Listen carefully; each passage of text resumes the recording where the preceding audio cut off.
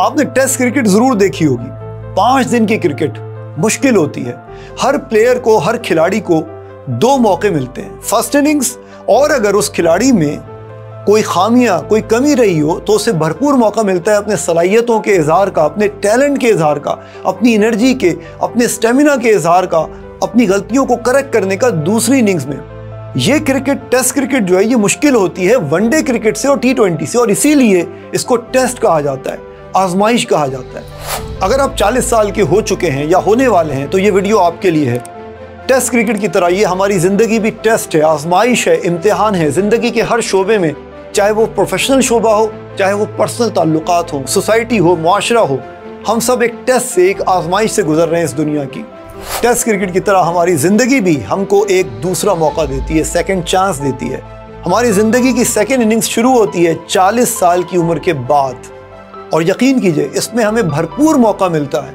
कुदरत हमें मौका देती है अपनी खोई हुई सलाहियतों को दोबारा रिवाइटलाइज करने का, दोबारा उभारने का, अपने हिडन टैलेंट का, अपनी छुपी हुई सलाहियतों का दोबारा इस्तेमाल करने का मौका मिलता है जिनको हमने आज तक इस्तेमाल नहीं किया होता।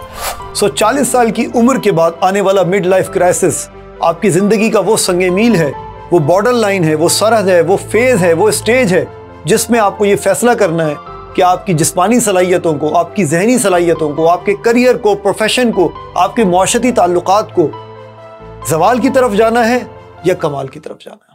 तो अगर 40 साल तक आप ये समझते हैं कि आपकी ज़िंदगी सिर्फ गुजर गई है, आप कोई बहुत बड़ी अचीवमेंट नहीं कर पाए अपनी ज़िंदगी में, तो यकीन कीजिए आपकी ज़िंदगी की सेकंड इनिंग्स शुरू होती है अब।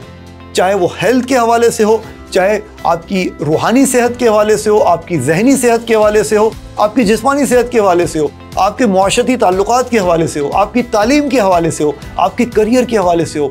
ज़िंदगी आपको सेकंड चांस दे रही है, और इसी सेकंड चांस को कहते हैं मिड लाइफ क्राइसिस।